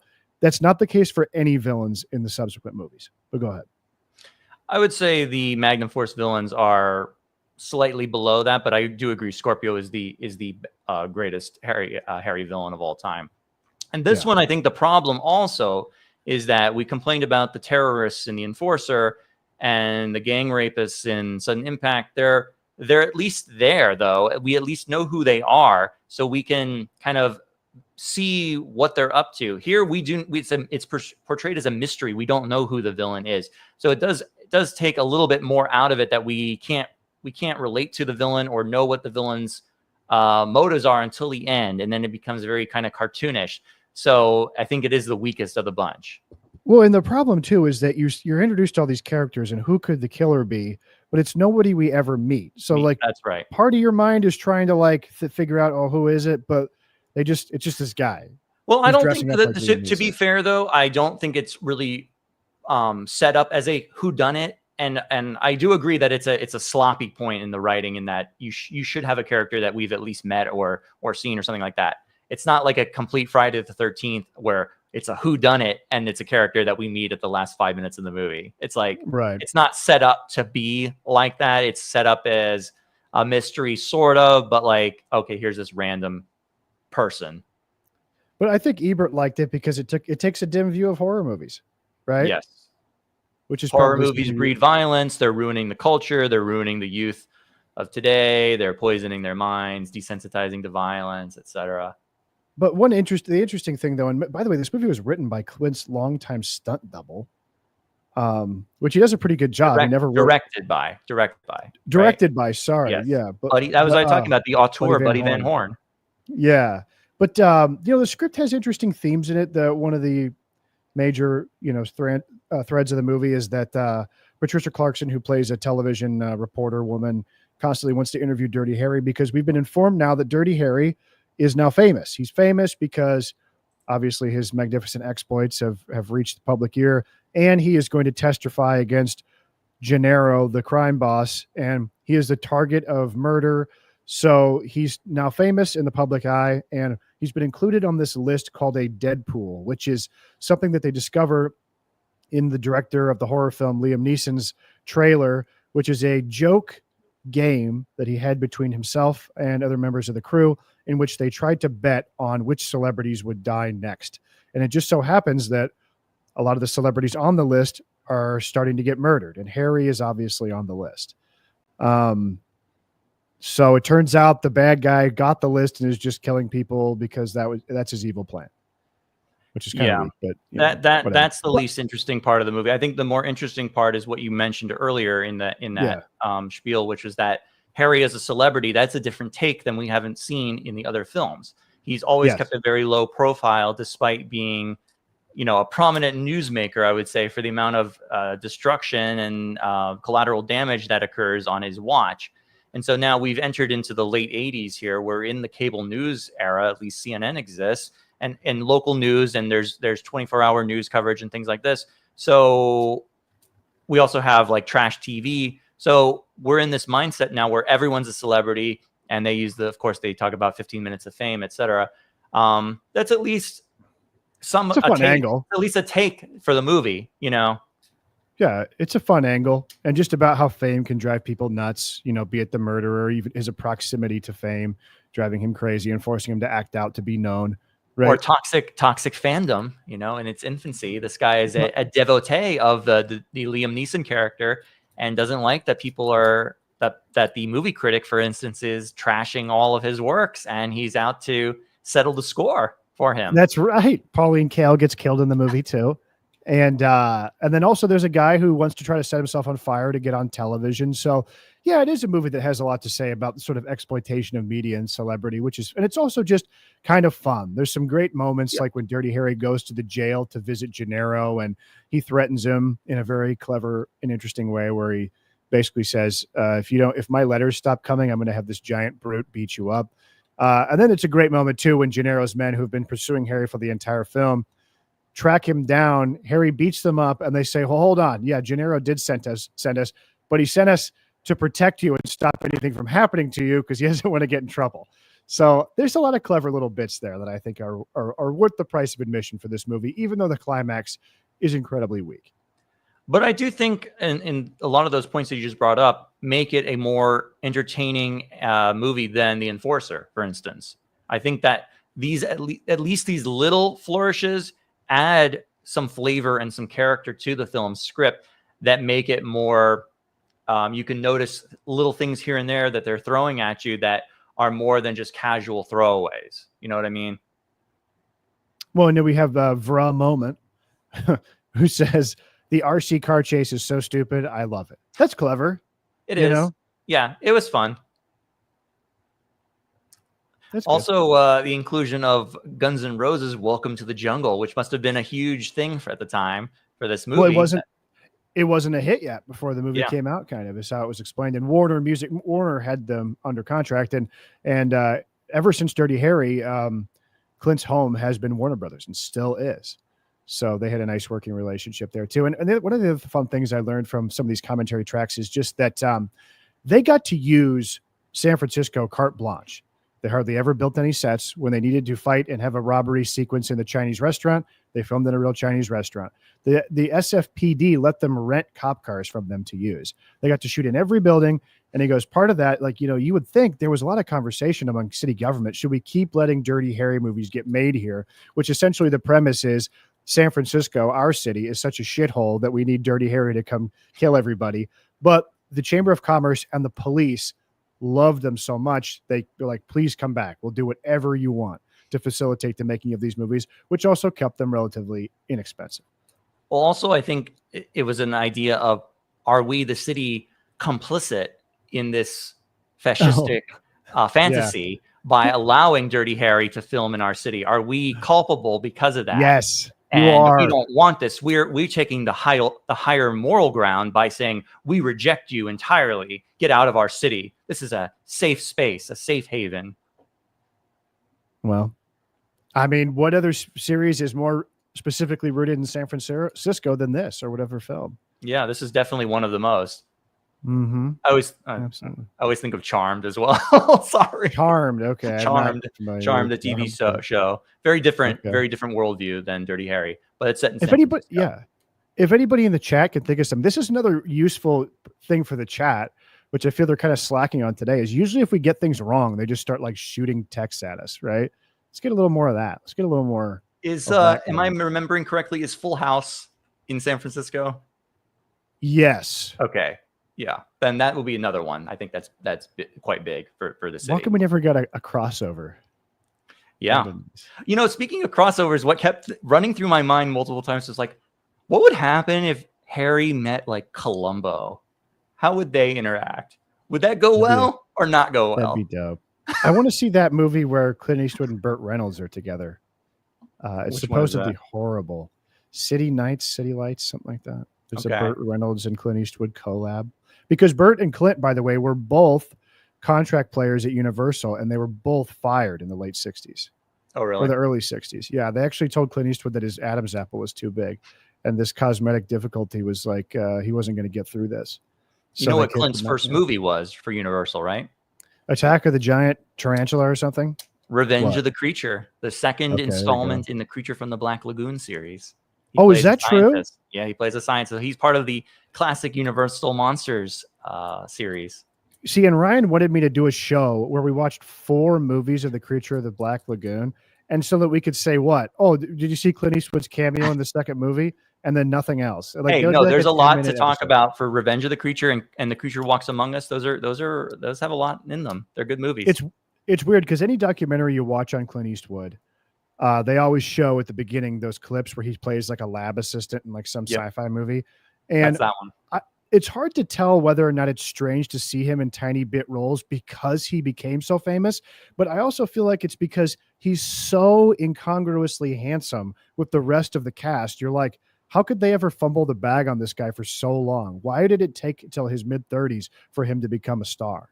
You know, I don't get it. But I don't think he's the most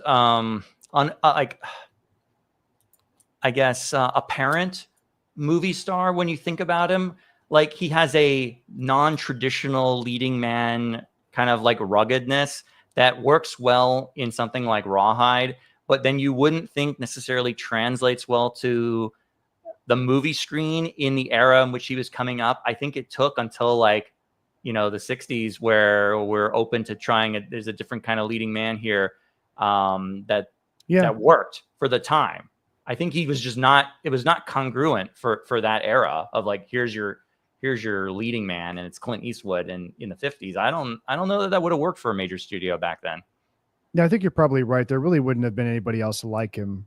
He's not bland. He's not bland enough. You know what I mean? Like, in terms of style, like they want a generic looking guy like a Rock Hudson or a John Agar or somebody like that. You know what I mean? I think Rock Hudson's a bad example. He's exceptionally handsome, but he is generic looking in terms of just like he is like he's not a standout like I think. Sorry, maybe like who I think you're right. There's some kind of like edge to him that seems like he would have frightened people, and I could see how like Marlon the weird Brando hairline maybe, and the lankiness. I don't know. Richard Burton, I think, has the same kind of like that like pockmarked, weather-beaten face and like low set eyes that I think like could have paved the way for someone like Eastwood, right?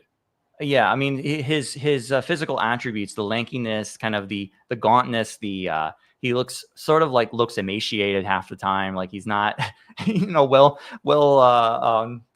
fed. It's not the most impressive like leading man qualities that we're looking for in the 1950s. At least that's my assumption of where they're coming from. Okay. Anything else on the Deadpool, Ryan? I don't know. We really talk about the Deadpool all that much. I mean, it's fine. It's not a whole lot to say. It's okay. It's too bad though, because you have someone like Liam Neeson. He's kind of wasted in his part. Same with Jim Carrey. I would have had Jim Carrey play the evil director. Right? Wouldn't that have been fun? I guess he was sort of untested at the time. But Liam Neeson is basically like extremely irritating in this movie, being like the very catty, obnoxious, repulsive music video director. It's very much like that character on Seinfeld that Elaine dates, that works at the clothing store that always promises to get her the discount. Oh yeah, okay. On the dress, it's like very slimy like that, and it's and we love Liam Neeson. Like Liam Neeson becomes one of the most endearing like movie stars soon after this. And he's just so repulsive in this movie. It's strange because I think he's always thought of as somebody with a lot of glamour and sort of, or so I say grandeur and like grace, to him into the roles that he takes on. Yeah. And this, he's just kind of like this bum, bottom of the barrel sleazebag filmmaker guy. But I just feel like he's miscast. He is. Yeah. And also, like, I kind of get annoyed, that Harry's interrogating him, and he's basically like, "Listen, the guy was a drug addict. he did his thing. I'm not surprised. And he's like, oh, I can see you're really all shooken up and care. You really care a lot about him. And it's like, okay, like, why should he care other than the fact that he ruined the movie, by ODing? Like, sorry, right? but I that doesn't make any sense for Liam Neeson to act that way, because you'd think he would be like, oh my god, my movie's ruined, my stardom. yeah, and it doesn't make any sense for Harry to act that way. That he's concerned that this guy is not concerned. Yeah, what did you think of the partner? Oh, he's cool. He's kind of like a little Jackie Chan knockoff here, doing kickboxing and martial arts and stuff like that. He's fun, and he survives. He does survive. Wouldn't that have been fun if we did have like a guy maybe like a I don't even know who are some of these guys like Jackie Chan, but not like I don't know. Never mind. I don't know. But yeah. But that could Jackie Chan wasn't big in America. He could have come in and played this role, maybe had a bigger part, and it would have been a lot more fun. But instead, we get this guy who's just kind of like, gee, Dirty Harry, the bad guy sure doesn't like you. And some weird moments that were meant to feel endeared to him, where he paints things. His grandfather painted stuff on him, but it didn't really go anywhere. And then also, though, you're not allowed to have the sidekick outshine the star. So if you had a Jackie Chan there, he would have been outshining Clint, and that would be not allowed. Even the time when they're jogging together and Clint easily outruns him, and he's like, oh geez, Clint, you're just so virile and strong. I can't keep up with you when you're running. It's like the White House staff, that with Joe Biden, they just couldn't keep up with him, They couldn't keep up. He's running circles around him, man. That's great. Mentally and physically. I feel weird though that this is the one we end with. I feel like there should have been maybe one more in the 90s to kind of close things out properly and give a good send off to Dirty Harry. And maybe that is Gran Torino, spiritually in that regard. It is. And I'm fine with that. And if Clint doesn't care enough about Dirty Harry to make another one, then I shouldn't. Okay. I shouldn't have the right to do that either. You know what I mean? Yeah. I shouldn't have the right to complain and tell Clint, with all the fantastic films he's put out over the past 3 decades since this movie, that he should go back and do Dirty Harry again, because I want a Dirty Harry send off. He's obviously said everything he wanted to say. It's over. He's answered the question of Dirty Harry, I think, with finality in Gran Torino. And the interesting thing, though, too, is to look at, Deadpool was not a hit. Actually, Clint had a string of flops in the late 80s and early 90s. He was in a lot of trouble, actually. This is actually when he split up from his wife from Sudden Impact, because I guess he was just having a really tough time. He directed a few movies back then, in the 90s, White Hunter Black Heart, which was a flop. The Rookie, which is basically like a Dirty Harry 6, where he is the old school curmudgeonly cop and Charlie Sheen is the new upstart. Cost $30 million, made 21. He made a lot of movies after Deadpool that were just in trouble. And it wasn't until Unforgiven that he really came back with a bang and kickstarted the final act of his career, which I think he's still in. So yeah, I think he really hit a sweet spot in the kind of mid 2000s, and then peaking probably with Gran Torino, and then he's had some good stuff since then, but it's been kind of very much a big fan of the biopic of the last several movies that he's done. I'm looking back, we're talking about J. Edgar, American Sniper, Sully, the 1517 Paris, Richard Jewell, which was great. Yeah, so American Sniper was good too. That was such a huge hit when it came out. I think people forget that was a huge deal. Highest grossing movie of the year, I believe. What? Let me really? Confirm that. I believe so, at least domestically. Okay. Let me confirm that. I've got a comment here from Vra Moment. He says, if you want to see Clint play a real sleazeball, watch Tightrope from '84. It's a bizarre little film, so be warned. You actually have it on Blu-ray, and I talk about it in my Dirty Harry review as a movie that is also in ways similar to Dirty Harry 1, because it's a film in which Clint has parallels to The Killer. It's interesting. It's actually a good little movie. I liked it. Well, I'm looking at domestic box office for 2014 in-year release. American Sniper, it says, is $350 million, was number one. I'm sure there's some technicality or splitting hairs you can do. even more than the Hunger Games Mockingjay Part 1 and Guardians of the Galaxy, How do you like that 333 shit? million. I mean, yeah. So I don't know. Wow. I'm sure you can parse that different ways, but I remember that. And I believe it was nominated for Best Picture too. So, I mean, that was probably, one of the absolute highlights commercially for his career. Every BoomerCon saw that movie twice. Do you know what I mean? Not to slander Actually, the yeah, film, but that's what I it haven't was, seen yeah. that one. I haven't seen a lot of his recent stuff. I didn't see that. I didn't see Sully, The Mule, Richard Jewell. The last one I saw was Juror Number 2 and Cry Macho, which I could not finish. Oh, I heard that was bad. The Mule Yeah. was worth watching, even though it's Okay. a little. It's not great, but it's worth watching. I remember The Trouble with the Curve, which he did not direct, but he did star and produce in. That was okay. Amy Adams. Is that Jimmy Fallon? No. Amy Adams, Justin Timberlake. Oh, okay. He's like the baseball coach or something. I'm grouchy. Yeah. But J. Edgar is quite good, I think. So there's a lot here. I mean, I'd be interesting to go back and explore a lot of the early directorial work from the 70s and 80s. Some of these are like not really memorable titles that you know off the top of your head, but like I'm sure they're good. Well, I have a whole list of his movies I have to see. Play Misty for Me, his directorial debut, I hear is good. Okay. Yeah. I mean, there's a lot of stuff. I mean, I've never seen Pale Rider or just like Firefox or a lot of these movies he made. Yeah, I've not seen any of these, so there's a lot of stuff. But the guy sure is a legend, man. I'm glad we got to commemorate. And then we talked about his greatest work ever was the 2012 RNC appearance. His greatest improv work ever, which is a short list, but like it's oh man, I can't tell him to do that to himself. What are you nuts? That was good. Good times. Good times. Absolutely. And his stint as mayor of Carmel by the Sea. I mean, he was all over the place. This guy, truly an impressive man, Clint Eastwood. An American. Well, Ryan, do you have?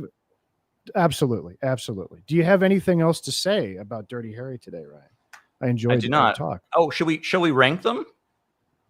Yeah, let's do it. Okay. You want to go first, or you want me to go first? Yeah, 44 calibers. 1 out of 44. How would you rank each of the films? 1 out of 44. Like 44 being the highest. And yeah, that's ridiculous. I can't do that. I was just going to put them in order of my preference, if that's okay with you. I would say number 1, Dirty Harry. Number 2, Magnum Force. Number 3, Sudden Impact. Number 4, The Deadpool. And number 5, The Enforcer. I would go number 1, Dirty Harry. Number 2, Sudden Impact. Magnum Force would be 3. I don't know if I can say that or not. It's hard. Really? You're very anti-Magnum Force, I can see. I mean, I don't know, dude. It's just something about it rubbed me the wrong way. And also it's too damn long. Man, we gotta get you you gotta rewatch it. And I don't like how the focus is taken off of Dirty Harry. Oh, come on. How can you say that, though, about Magnum Force when in Sudden Impact, the focus is taken off him way, way more than that? Because Clint directed the movie. So every time the camera is on anything, it's him behind the camera directing it with his force of artistic power. So it feels like he's there with you all the time. I really enjoyed in Sudden Impact the white zombie-inspired eyes superimposed over the skyline. You know what I'm talking about? That was cool. Yeah, Sandra Locke's eyes. Yeah, that was a great touch. There's a lot going on there. I guess so Dirty Harry 1, Sudden Impact. So you would put the Enforcer or the Deadpool above Magnum Force because you so vehemently disagree with its political viewpoint, or what? No, not even that. Not even that. I just think like, okay, fine. I'll put Magnum Force at 3. No, you do you, man. You do you. But like, I'm 4, shocked. 5 is Deadpool. But I don't hate. I mean, look, this is the hard thing. Is like, I don't hate any of them. I like them all. I like them all. I like them all. But like, come on, like, there's definitely a pecking order.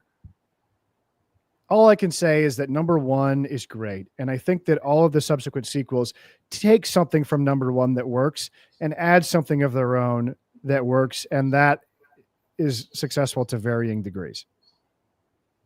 Okay.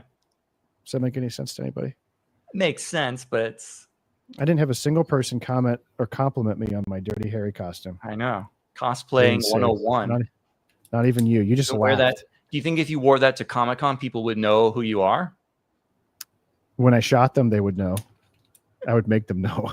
So since I just brought up They Comic-Con, would know. Do you think a character like Harry Callahan is comparable to the Punisher, for instance? Oh yeah, there'd be no Punisher without. I think what Dirty Harry did is Dirty Harry is not a killer of criminals, right? But he opened the door to a dialectic in the culture to say, hey, it's okay not to be a Berkeleyite hippie and think that criminals need, you know, a million Coddling. different considerations. And, you know, the real problem is how mean we are to criminals. He was the first guy to be like, no, you know what? The real problem is that we're not hard enough on criminals. And what about that girl, Marianne Deacon, dead in a hole somewhere? Who speaks for her? Right? That's the line of that movie. Of the first Dirty Harry film. That's the ethos of the film. I think the Punisher is more representative of the Death Squad, Death Wish in Magnum Force. So that's my opinion on that. Is that it's not a 1-to-1. I think yes, there are elements of overlap, but like I don't agree with the whole like in Dirty Harry 1, they're kind of like ragging on the fact that like criminals have Miranda rights now, and it's like I'm sorry, but like those apply to all of us. So like, hold on. I'm not trying to say there's something against Miranda rights, but you have to remember Miranda rights had only been around for like 5 years before Dirty Harry was made. Right. But that's kind of what they're implying too, like to a certain extent. They are, but these criminals got to have these rights, you know. I don't think anyone has a problem with a criminal having a phone call or like not being beaten up, you know, before, right? But I think that the biggest problem with that, with Miranda and Escobedo, was like the excessive sort of more paperwork that everyone had to do to like keep chain of custody on evidence. Oh, you miscollected this evidence wrong because you broke this statute. Now it's inadmissible in court. Like all of this stuff. Now this just seems like just, you know, water to fish now to us, right? It's like commonplace, but at the time you have to understand that seemed radical and totally crazy, you know? So yeah. Plus on top of that, you have to imagine you had left radical elements all over the country doing insane things nonstop in cities that would harbor them safely, like San Francisco. So, I mean, the public was ready for something that maybe it's not 100% fact checked accurate, you know, but it was a movie that its heart was in the right place in terms of what people. Oh yeah. Yeah. I'm just putting that point out there as something to consider. Yeah. I'm a fan of not being beaten up by the police. I'm a fan of not getting railroaded by the cops, because I know that's a possibility, right? But you know, its heart's in the right place. Well, we should get it would be fun to see a Dirty Harry movie nowadays in San Francisco. I think it would just be The Naked Gun at that point. It would be an all-out comedy. It would be a farce. Something similar. Hey, I was just going to ask you a follow-up on Punisher there. Like when did Punisher come out? 74 or 5, right? Spider-Man like 123 around then, maybe a little earlier than that. 73. Let me see, because I think he's much more of a Death Wish Charles Bronson than anything else. 74, and Death Wish was what, 72? 3. Also, where's the movie? 1974, same year. Boom. Yep, makes more sense though. I think that comparison, that analogy. Yeah. Well, Ryan, it's always fun talking to you. What is our next show, by the way? I don't know what our next show is.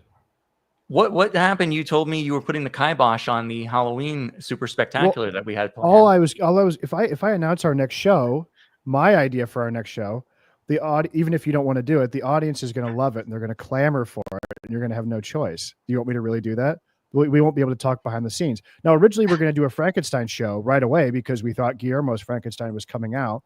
And so we're going to talk about the Universal Frankenstein, Corman's Frankenstein, and then the Kenneth Branagh one. Mm-hmm. But it's not coming out till November, so it will be theatrically released in October. Oh, October, yeah, that's right. Yes. Death Wish 3 is a masterpiece of schlock, legalized recreational bazookas. Yeah, Death Wish 3 is spectacular. I love that. We could do a Death Wish show at some point. You know? Oh, maybe we should. That would be redundant. Yeah, a little redundant, perhaps. But like, I was thinking we should do a show on you want to do this? The Rip. Oh, God, okay. It's like almost Halloween, man. That show can be done anytime. It is not almost Halloween. It is not almost Halloween. It's the end of August. Remember, Rob Zombie's Halloween came out at the end of August in 2007. So Look, end of we're gonna August hit. is considered Halloween. We It's have a to get this precursor. done because I don't know what it is, but when I think of like late summer, I think of Starlog magazine. I'm very seasonally driven, man. Okay. I don't know. I'm very I'm seasonal. not, because I live in Florida, so there are no seasons. It's hot That and sucks. rainy. I think we should do Star Wars ripoffs. That's my idea. And by that, I mean movies immediately after Star Wars that were complete cash grabs to try to cash in on it. In the wake In of one way or Star the Wars, other. I think is a In better. the wake. Yeah. Like nothing after 19, like we talk about Battle Beyond the Stars, Roger Corman. We will talk about Battlestar Galactica, Star Crash. There's a whole lot of different options and it would be fun. Would you want to do Buck Rogers? Yeah, I would do that. Yeah. Like the pilot. Okay, we can do that. But we do have to do Okay. some Halloween stuff, in Oh yeah, we will. yeah, sure. we're doing a Universal Classic Monsters, at least one show. Okay. I thought we were doing all 3 Human Centipede movies. Oh yeah, those are up. That's after we do all 10 Saw films. You couldn't pay me to fucking do that, man. But thank you for the super chats, though, guys. Never going to be enough. Wait, would to you make me actually watch do all that? shit. That would be just torture, literally and No. figuratively. Yeah, I'd have to get paid a lot of money to do that. Have you seen those? No. Oh. Have you? Of course, seen all of them. Yeah, you're a fucking sicko, multiple dude. times in the Dude, theater. Roger, I saw you're them the all. problem. You're who Roger Ebert was talking about. Yeah, don't you understand? Ebert would hate you. It's like, yeah, exactly, dude. Your media literacy is so poor. Ebert would literally hate you, bro. You don't even have the media literacy to know that. This movie hates you, and the filmmakers who made it also hate your entire worldview. So just stop watching. Exactly. You need to watch differently. Okay. Well, hey, we had a good turnout for viewers here today. Thank you guys for tuning in. Yes, this was a lot of fun, everyone. man. Thanks for agreeing to do this so fast. Of course, anytime. Don't forget, guys, if you like this show, Johnny, thank you again for the super chat. But don't suppose you'll go into the comics of Flash and Buck being what inspired Star Wars. Yeah, of course we would. We'd do all that stuff. We're big comic brain guys. But thank you guys again for tuning in. I want you to remember that if you enjoy this show, but if you want audio versions, you can listen to it on Spotify, iTunes, any other major podcast platform. And when I put out the audio version of the podcast, I add music, I add clips, I edit it up a little bit for your viewing or listening pleasure. So please like and subscribe us over there on iTunes or Spotify. Give us a good review because I enjoy doing this show with Ryan. It's a lot of fun. And I think more people deserve to hear it, I think is really my opinion. I agree. I agree with that. They're being deprived. Good to see you again, buddy. Thank you. Thanks, everybody.